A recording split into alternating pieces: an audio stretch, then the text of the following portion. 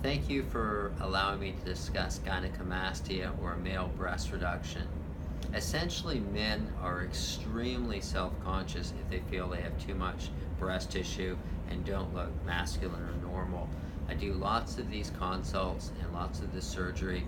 It's not unusual at all. In fact, I would say almost 95% of the men I see, if they feel self-conscious about their breasts, will not go to the pool. They won't take, or they'll go to the pool, but they won't take their shirts off, which means they won't swim. They always keep the shirts on at the beach. They won't cut the grass without their shirts on. Some people will let their girlfriend see them or their wife see them. Some are even very uncomfortable about that. So it's a very distressing situation for men to deal with. The thing that I think most men don't realize is very, very easily treated. Sometimes in very select cases I'll do liposuction, or what I prefer is smart lipo, but in my experience I found that generally does not work well.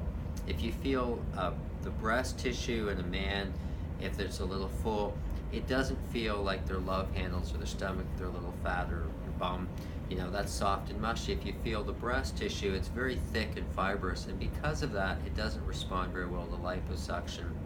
So it's quite uncommon that I'll use liposuction in this area. What I much prefer and get, I believe, excellent results with is I like to take them to the operating room, put them asleep, and make a very small incision, just the lower part of the areola, so it's an almost invisible scar. And then under direct vision, I excise the breast tissue and the fibrous tissue and remove it completely. I always, and then I just sew the incision up with a dissolving suture, put a little piece of tape on, and then they bring a vest that they wear afterwards.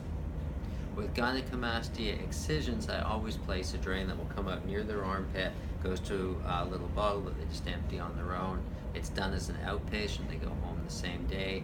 I usually remove the drains in about 5 days, but again, everybody's different.